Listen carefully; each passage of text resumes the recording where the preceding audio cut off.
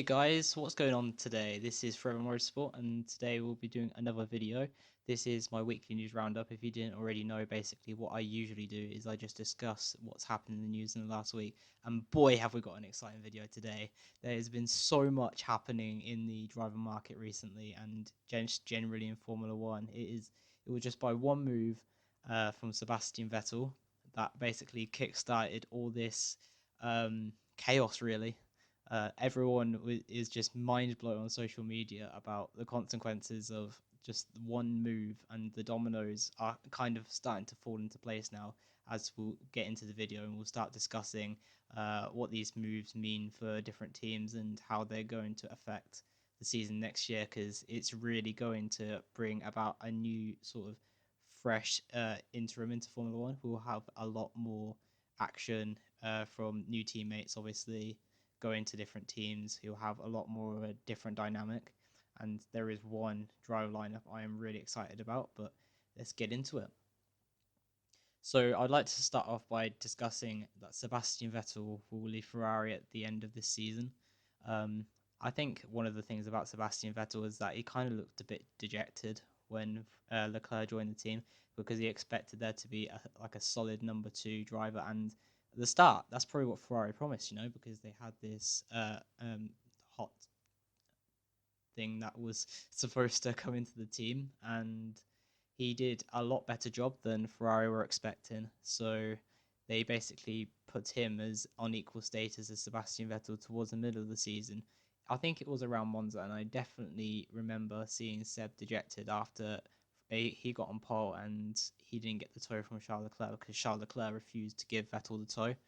So that kind of kick-started a big, fierce rivalry within the team, but their relationship stayed, you could say, pretty solid. A lot of people would argue differently on that, just based on what's happened, and especially with the crash in the US and how Vettel reacted to that on the radio, and also Charles Leclerc as well. So I think you could argue this is a bit of a blessing for Leclerc, not having to have all that inter-team battles to remain on top almost, because you have the world champion Sebastian Vettel out of the team, and potentially a different driver, which we'll get into in a moment. So he joined in 2015 with the expectation of winning titles, and to be honest, it looked like a match made in heaven. Daniel Ricciardo beat Sebastian Vettel in 2014 by a comfortable margin, you could say, 3 wins to basically none. But there were times in, like Singapore, for example, where Vettel did have the edge.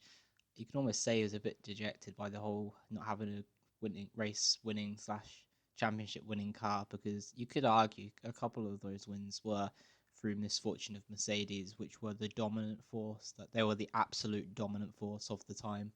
So it's really hard to say if Ricciardo would have got those wins without any chaos, which he kind of seems to be. Kind of seems to be a bit of a race burglar, but anyway.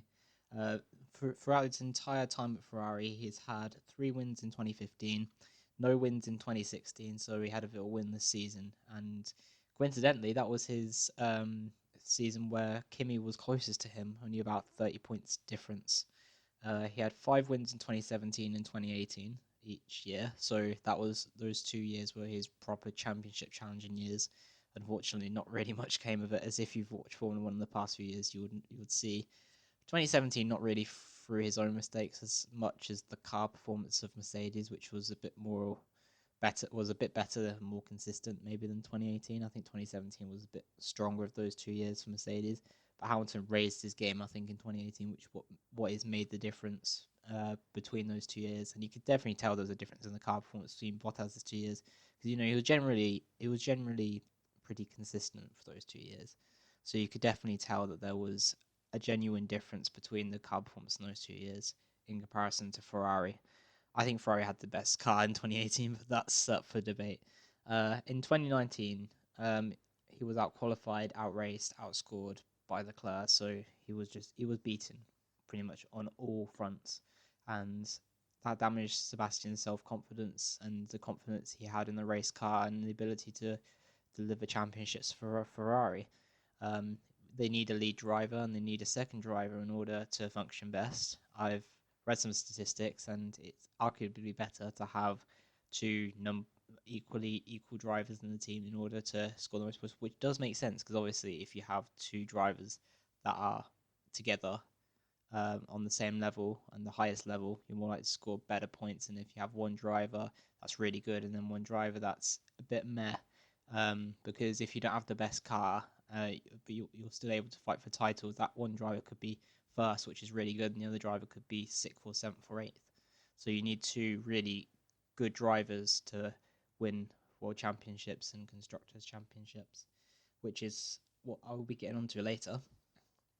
So basically, the reason why Sebastian Vettel rejected Ferrari was kind of because the two parties fell out of love. You know, Ferrari fell out of love with Vettel a little bit because they didn't really trust him as much after the mistakes he made in places like the USA. Sort of, not really his fault. He had a kind of a car issue there, and Monza was one of the main ones when he span in the race and then came out the track and almost took Stroll out of the race, and then Stroll did the exact same thing just to kind of show how it was done almost, which was really funny. Go check that out. That was the Italian Grand Prix highlights. That was one of the funniest moments of the season, in my opinion. When Stroll was like, he came back onto the circle like an idiot, and he just drives straight into the side of Gasly. That's one of my favorite moments in the sport, to be honest. It kind of sets a bit of a precedent on how much you can trust what Stroll says over the radio. You know, if he says that's as fast as I can go on the next lap, he just obliterates it by about 2 seconds. Like, oh, that one felt slower. So yeah, maybe he's not the most reliable in terms of his own ideas when traveling at speed. I mean, honestly, if you were traveling about 200 miles an hour, you can really think straight. You have to think really quickly, but at that level, you know, you got to think carefully about what you're doing. And he was also offered a 2-year contract, at least according to sources. That's what sources have said about Sebastian Vettel basically being offered another contract with a bit more money. I'm not sure about how the status was affected. It probably wasn't too much different. I'm assuming it was to be a second driver to Leclerc because everyone is saying that, and it would have made perfect sense since Ferrari are a well-oiled machine, assuming they have a number one driver and a number two driver, which is philosophical since 1950 when Enzo Ferrari was running things. They came into the sport, and even if they had two equal drivers that were equally capable of fighting for a world championship, they would have definitely had one driver who was really definitely gunning for it, and they would have had another driver who may have been good enough, may have not been good enough, but still would have had to play second fiddle to the first driver. And I think an example of that is like Fangio and Mike Hawthorne, because them two were very close in speed. Like Mike Hawthorne was not really a pushover, but he was a very quick driver, and he couldn't challenge Fangio, firstly because he was a lead driver and a more established driver, and secondly, Enzo Ferrari just didn't allow it. And if he didn't allow something, he would openly say it in public. He was no pushover himself. And if there was anything that needed to be said to members of the team, anything and said to the drivers in terms of how they should race, he would make it happen. And he was one of the most influential figures in Formula One, if I'm honest. Probably ahead of maybe like Flavio Briatore and Christian Horner. I don't know why I said Christian Horner, but I mean, he did manage Sebastian Vettel for 4 seasons and Mark Webber in Turkey, so in 2010. So that was one of the more difficult things to manage, especially with that like driver lineup. But the thing that really got me about Vettel when this was announced is that you think back to races like Monza and Belgium where Leclerc's winning all these races and Vettel was just stuck in fourth or third qualifying, and you know being I think it was about 7.5 tenths off the pace of Vettel in that Grand Prix in Belgium in qualifying, and then managed to overtake Hamilton, and then I think he came back at him, and then having reliability in that as well. I think it was just the bad luck that didn't really make Vettel want to stay with the team, and they just simply just fell out of love with each other, Ferrari and Vettel, which is really disappointing. I wasn't expecting the news at that moment, but then when you think back and you have on hindsight's a very powerful thing. Looking back, you can definitely see there was a lot of rifts between their relationship as the years went on, and Leclerc came into the team and really sort of almost was the middleman in that thing, destroying that relationship. It's kind of like a lover spat, and then that lover spat just gets absolutely exploded like a nuke bomb, and it was very visible from Matia's reactions to a lot of the incidents, he definitely defended Leclerc in most of them, especially for Monza, which was one of the incidents where they definitely backed Leclerc and almost changing of the guard, you could argue. But it wasn't just changing of the guard. It was too early on. It should have really, if Vettel really wanted to assert authority, it should have been about 3 or 4 years of Vettel dominating that team, holding it on the scruff of the neck. And if he actually got rid of one of those mistakes, I think there was one of the reliability issues he's had in USA. If he just scrapped that, he would have already been on head on of Leclerc on points. So he's had a lot of misfortune, given his. He's been fairly inconsistent, you could say. He's definitely been consistent. It's definitely not one of his better seasons. But if you compare it to some other drivers on the grid, bar maybe like Lance Stroll and probably like Marcus Ericsson, those kind of drivers just weren't on par with some of the ones we've got at the top. Vettel still did a good job, and you have to remember he's a 4-time world champion. So if he does stay in Formula One, he can come back from this. He's got the options to go to Renault. He's got options maybe to go to one of the midfield teams, and Aston Martin was one of the better places he could go to. So there's always options out there if Sebastian Vettel wants to stay in the sport. And honestly, from what I saw, it kind of seems like he's going to leave. He kind of seems like he's set to leave because he has other priorities. He's got a family, he had a kid in November. There's a lot of reasons why Vettel would want to concentrate more on the bigger picture in life and move on. And well, good luck to him, to be honest, because he's achieved everything he needs to achieve. He's cemented his legacy, and he's definitely proven to the world that he is one of the best drivers of all time. And that's one of the most powerful things you can do as a driver. You can just go out on track, prove yourself instantly, and show you've got a star quality that not any other drivers possess. He's got tenacity, he's got courage, he's got bravery, he's got all those attributes that make him a pure champion. And he's a strategist out the car and in the car. He is great. He literally can formulate plans and strategists that even Ferrari strategists can't even come up with. Sebastian Vettel thinks on the spot, in the moment, and that's something that puts him ahead of a lot of the good drivers in the sport because he has so many qualities that make him a world champion. So if he was to stay in the sport, there are a few places he could go. He could definitely, as I said before, he could go to Renault. I don't see that's likely because Ricciardo didn't really have the best relationship with Renault, given that he was promised a car that could maybe fight for world championships further down the line, but he didn't see any progress that was going to happen, and we didn't see any progress that was going to happen because they stepped back. They got beaten by the customer McLaren team, which was just the second year they were only with Renault engines, and they managed to build a chassis on a similar budget. So it kind of shows that McLaren have got more well-oiled management, they've got more structure within their team, and they're on the rise. And as soon as they get Mercedes engines, you can guarantee that's going to go even further and even further out of Renault's reach if they don't do something about it. Make the car better, make the car work better, make sure they make the improvements in testing that are required for the season to start. A lot of the upgrades they said about in testing looked good on the car. The car looks stable in 2020, which is something that makes me think, they could actually be best of the rest of the season if they can really push McLaren into mistakes and basically assert themselves consistently in the midfield in qualifying and in race trim. I think race trim is more important, obviously. I mean, qualifying doesn't get you any points, but the racing is a lot more important. And it shows when a driver has got superb racecraft, they can make their way through the field, not necessarily even be the quickest, just capitalizing on other drivers' mistakes and defending positions, which at the end of the day is more important. Track position is always more important. So the next story I'd like to discuss, and a lot of people expected this. I always felt in my heart at some point this move would have been fantastic. I mean, I think I saw something on Twitter, basically Arava did a My Driver career mode in 2015, and Lando Norris was the kid, and there was a picture of them two together, literally just in the same team.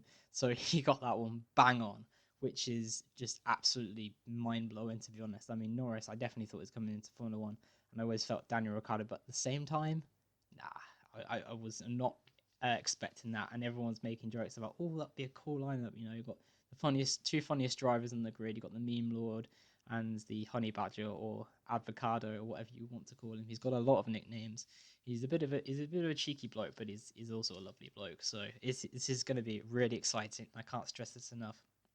It's one of the lineups that excite me the most about Formula One, because them two are going to make a really good duo, but they're also going to be pushing each other out on track. Norris has got really good qualifying speed, and he's really trying to find himself in race trim, really close to Sainz in the last stages of the year. You could argue Brazil wasn't really his strongest race because Sainz came on the back and overtook him, but there was rain conditions and changing conditions that kind of benefited Sainz with being on fresh tyres at the back, whilst Norris had to use old tyres. And Abu Dhabi as well, they had a little scrap for, I think it was 7th place, because them two were really close together, and they were almost fighting the Red Bulls as well, which was really close. And then Sainz fought back from like a dodgy pit stop, I think it was, and then managed to come back and fight the Renaults and win at that fight and finish best of the rest. So you have to, I think it was best of the rest actually. I'm not sure. You might need to go check that result out and prove me wrong. If you want, slate me in the comments. I don't mind. It's an opportunity to prove me wrong. Actually, no, Ricciardo basically definitely deserved that seat at McLaren. He deserves to be in the top team, and if Mercedes engine provides him with a top team, it's a good opportunity for him. He was definitely interested at the end of 2018, but he opted for Renault, which you could see why, because McLaren wasn't really in a position to be even challenging the midfield, let alone for wins at that time. So Renault definitely looked like the better option, considering they finished best of the rest comfortably in 2018 with Sainz and Hülkenberg. So the partnership between Ricciardo and Renault was really unsuccessful, and every time you just saw Ricciardo in the paddock, he just looked really dejected, and he was avoiding kind of seeing fans and PR events and that kind of thing, because he was trying to approach it mentally focused for Grand Prix and make sure he's ready for the challenge that being in the midfield lies, because obviously everyone's so close, and one mistake in qualifying could be the difference between being 15th and 7th. But yeah, the Renault was really uncompetitive in comparison to 2018. They were consistently best of the rest in 2018 and 2019. There was a couple of races where they were best of the rest, but other races, some of them they couldn't even get into Q2 or Q3. And obviously, if you have another team that's definitely at the moment best of the rest comfortably, you'll definitely go to that team, because that can only get better. If they've got continuous management and no changes, they're on the rise, and they're going to keep going and going and going until they reach the top. And McLaren deserves to be back at the top. They are a top team, essentially, in the sport. They are one of the most successful teams. They are one of the most well-known teams, and they own that spot. They own the top of the grid, and I think they should definitely be there. And Ricciardo deserves to be there. So, in my opinion, that's a match made in heaven. He's had no podiums with Renault, which is another thing. Renault couldn't even give him podiums, which is shocking to me, because I was one of those people that believed Renault could give him maybe 5 or 6 podiums and really challenge Red Bull at the beginning of 2019 with the progress they were making. I didn't think it would be a case of Renault just literally getting third in constructors. I didn't think they'll be there, but I think if Red Bull had some issues, I think they could really be there pushing Mercedes, Ferrari a little bit in some races where the car would suit, and especially Ricciardo as well and Hülkenberg. I expected the fight between them to be a bit closer, to be honest. Hülkenberg was quite close in qualifying, so at the start of the season it wasn't close at all. Ricciardo absolutely trounced him, but then he kind of brought it back to himself a little bit, and being very close to him didn't really help it, because he had a lot of qualifying where Ricciardo out-qualified Hülkenberg, but at the same time, those qualifying sessions Ricciardo won, so it doesn't matter the gap. If there's a lot of races Ricciardo out-qualifies his teammate, that's going to count for more than the average gap, which people don't actually take into account, but it's not big. It's quite small. So being very close to someone, but having the unluckiness to qualify behind them on most races doesn't really give you the best edge as a driver.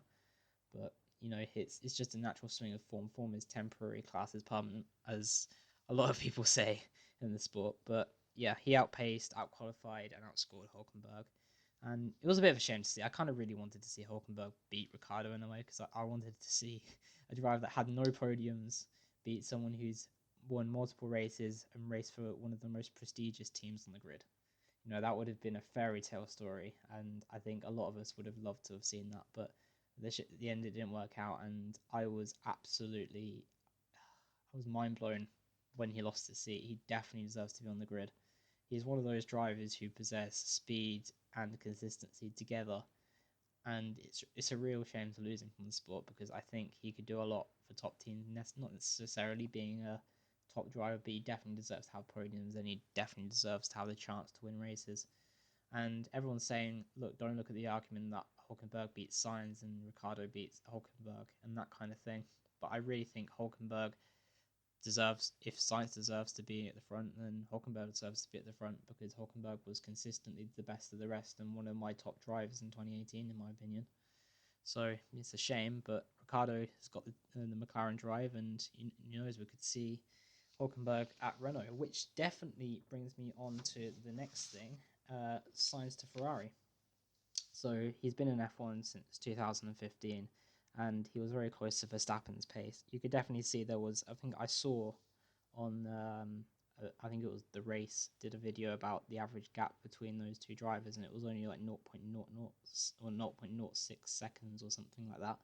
So there was a very small pace differential between those two in qualifying, and then it swung back the exact same amount to Sainz's, in Sainz's favour in the next year, the next four races in 2016. So they were always really close on pace. You could argue Verstappen had a bit of a disadvantage not being in single seaters for as long, and Sainz took a lot of time to get used to single seaters in his career, clearly, because he didn't really have a lot of experience in. Well, he had a lot of experience, but he didn't really win many things till Formula Renault 3.5. So these are the reasons, in my opinion, why Sainz was going to Ferrari, and Ferrari took him, because I think that's a match made in heaven. He suits in a lot of respects. First, he's got speed, which is clear. You know, he has been fast in a lot of qualifying sessions with McLaren. If the car works, he works. He drags the most out of the car, and I've definitely seen that more with him there in Renault. If you look at one of the Renault onboards in 2018, it kind of seems that he's got the speed. He's carrying the speed through the corners, but at the same time, he kind of seems to be a bit sort of almost jiggedy on the exits and not very comfortable in the car, and you could argue lacking a little bit of commitment into some corners. But I always thought that he definitely had the speed, and he definitely had the time in hand over other teammates, and he was always very close with his teammates if he was beaten. And another thing, he's very cheap as well, which is, you could argue that's not really a concern for a team like Ferrari, but at the end of the day, spending a few less £1 million on the driver really does benefit. He's very motivational. He's been doing extra work at the start of 2019 to make sure he's ready for the season. He obviously had like a few reliability issues in the first few races, which really put a damper on his form. But for those races, but when he came back strongly, and we did see the smooth operator. So be prepared to see smooth operator in Italian, because that is definitely happening. He's got so much perseverance. You know, if he had problems, he got rejected twice. He got rejected from the Red Bull Young Driver program in respect to not getting the Red Bull seat. That's what I meant to say. And then getting rejected by Renault in favour of Daniel Ricciardo. You could argue it's because there's no room in the house. If Daniel Ricciardo didn't make that shot move, then it wouldn't have happened. But that was one of his lower points, I suppose, which he had absolutely no control over. Personally, I might have actually chosen Sainz over Hulkenberg, considering he only had one season and he didn't really have much time to settle in. Because Hulkenberg's been there since the start of 2017. So I would always choose age and youth over experience in some cases, where it's like there's a massive gap and that other person doesn't really have much left in them, if that makes sense. But yeah, I would have probably kept Hulkenberg in the seat, possibly. I don't know. Let me know down in the comments what you think about that, because I honestly don't really know what to say about that, to be honest. He's very compliant, and he would be more compliant than Ricciardo, because Ricciardo would want to push for race wins and the World Championship. He's not won a championship, and it must agitate him and make himself grit his teeth that a guy who's won 4 world titles, he beaten by 70 points in 2014. Arguably, he had more reliability issues, but he's still got 3 wins to his none. So that just goes to show how much of a great driver Ricciardo is. And his racecraft is fantastic. Sainz's racecraft really is. Some examples, if you want some examples, Brazil 2019, you know, he came back from 20th to 4th, and then Hamilton got the penalty for taking Albon out, and then he came 3rd. That was a fantastic drive. Abu Dhabi 2019, he was fighting Norris for, I think it was 7th place, and them two had a great battle in the DRS and kept slipstreaming each other. and then I think there was an incident, and then right at the end of the pit stop, and then Sainz came back and basically just trounced the rest of the midfield and put a beautiful, beautiful move around the outside of Hulkenberg for 7th place, and that was one of my favourite moves that I've ever seen in Formula One. Yeah, it's lock up, but lock up show that you're on the limit of adhesion, and that just shows how much you can actually do with the car. If you lock up, you're not going to get any more out of the car, and that really shows you're pushing the limits of the speed. But one of the most important things, as I said before, is his age, young but experienced, and that means a lot to a Formula One team. Having a young driver, having and a lot of experience as well, means that it has a lot of potential to improve. At the same time, giving advice to younger drivers like Leclerc, that was very helpful for him because he'll get a lot of tips on how to go faster and how to approach race weekends in almost a completely new manner, because he'll gain a lot more experience from his almost like from the practice programs they have to almost complete in order to get the data. So he'll probably be able to use that data more effectively and be able to find ways of improving how he approaches the track and corners, and obviously like pit exits and pit entries and starts and that kind of stuff. And one of the most important things as well is marketing value. He knows Italian. He's basically well rehearsed in media commitments. He's done a lot of media commitments in his, I think it's about 100 races. He's a great breath of fresh air for Ferrari. They've had very almost quiet drivers doing their own thing. Vettel really came into a world of his own. Ferrari almost came out of its shell a lot. So it sometimes brings other drivers out, where other drivers such as Kimi sort of keeps themselves to themselves. And having someone that's young, really wants to push the team forward, will really benefit Ferrari, especially towards winning the World Championship, which they haven't done since 2007. And I'm going to wrap up this video with a bit of an unfiltered debate, because obviously I haven't been doing this or talking for this long without my notes, so I'm going to talk about my notes now. In my opinion, there's 3 clear candidates, and maybe 4 if you argue Guan Yu Zhou. I might not have said that right, but yeah, Guan Yu Zhou, I think that's one of the better ones for Renault, because they've been saying for a long time they want to get an academy driver in, and if he's up to stand, if he proves himself in F2, I could definitely see them doing that. They'll have Ocon, who's an experienced racing driver, came into Formula One with Manor in 2016 and got promoted to Force India for 2017-2018. And by that time, he would have also had another season at Renault, so he would have had at least 3.5 seasons in Formula One. So you'll be able to give him a lot of advice. With that, I can also see 3 other candidates coming into, or potentially coming to Renault. Those are Fernando Alonso, Nico Hulkenberg, and Sebastian Vettel. Now, you could argue Sebastian Vettel is pretty much a long shot, considering if you read his press conference, Ferrari's press conference, it kind of seemed like he's going to retire. In fact, I can almost guarantee you right now he's going to retire.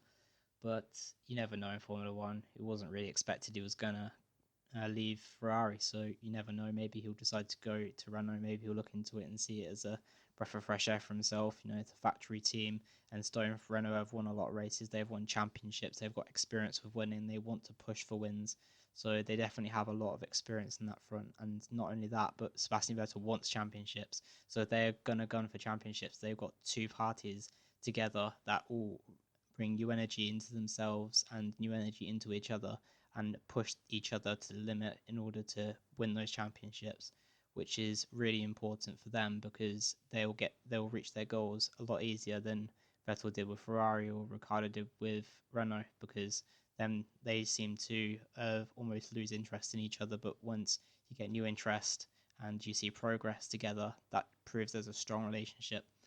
And Fernando Alonso, I cannot make this video without mentioning Fernando Alonso. 2-time world champion, won with Renault in 2003, 2004, 2005, 2006 races, that is, and 2008 as well, because he had that little stint going back to Renault. So there's definitely potential there. And not only that, but they literally teased Fernando Alonso winning in 2004. I'm not sure if it was Hungary or not. I think he only got 1 win then. But yeah, they teased basically a photo of Fernando Alonso winning in 2004 at some race, and it could not be at a better time, to be honest, with the driver market hotting up and Renault needing a new driver to replace the departing Ricciardo. So maybe we'll see Fernando Alonso back. You know, he's still got a lot to prove. He's still got unfinished business with the sport, and he's still really quick. You know, he's gone into other race series and almost dominated as a rookie. I mean, take the Dakar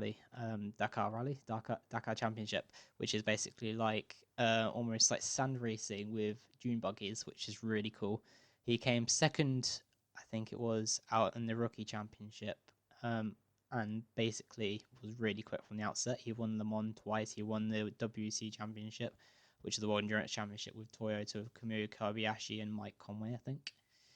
So there's definitely potential for him to come back to Formula One and be just as quick, because, you know, he hasn't just been stopped racing, he's been doing other things. So he can definitely come back into a Formula One car and drive the hell out of it like he did with all the other years he was in Formula One. So I would, out of all those drivers, I think I would actually rather see Nico Hulkenberg come back, because honestly he has unfinished business as well, because he's never won a podium. And I think if he gets a car from Renault that's capable of doing that, Ocon and Hulkenberg could be a very consistent, fast lineup. So I would like to see Hulkenberg back. I think Alonso might almost ruin the dynamic Renault have of having two drivers pushing for consistent points, and he'll be pushing the car and pushing the team too hard almost, for their capabilities, because obviously, yeah, they've got the money, and no team's really got more money than Renault right now for drivers. So they could get a Fernando Alonso, but they could also not play it safe, but get a driver they know is good and won't cause too much of a fuss like Nico Hulkenberg. So I would rather see Nico Hulkenberg, but it would also be cool to see Fernando Alonso back. That's the end of the video, guys. I haven't really got much more to say. This has been a very long video, so I hope you've stuck around for the entire time. It's been a bit of a damp on my voice for the last 31 minutes, so I'm probably going to need to drink about a gallon of water to make up for all the fluids I lost from my mouth. So yeah, it's been great delivering this video to you. I hope you enjoyed it. Leave a like and subscribe if you're new, and make sure you turn on notifications to see more videos. I have been from Motorsport, and I'll see you next time.